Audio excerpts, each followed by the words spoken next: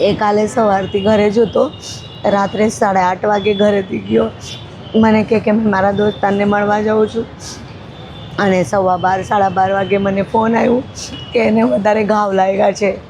મેં પૂછ્યું કોને માર્યું છે, એમ કે ચકલી અને પંકજ પાટીલ 3-4 લોકો હતા, એમના સાથે 7-8 લોકો તીક્ષ્ણ હથિયાર લઈને આવેલા. એ ગાડી પર બેસેલો હતો, એને ખેંચીને માર્યો અને એપલ હોસ્પિટલમાં જ્યારે એને ખેંચાડું મને અહીંયા બોલાવવામાં આવ્યું ત્યારે મેં જોયું તો એ આંખ જ નથી ખોલ્યો. આજ સુધી એ આંખ નથી ખોલ્યો. મારા છોકરાને ન્યાય મળવું જોઈએ.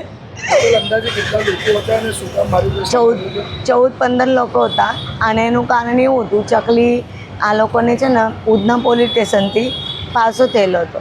તો એમનું કહેવાનું એમ હતું કે જય દલાલના કહેવા પર પોલીસ પાસો કર્યો છે, એટલા માટે એનો એ દુશ્મન તરીકે ગણતા હતા એ લોકો.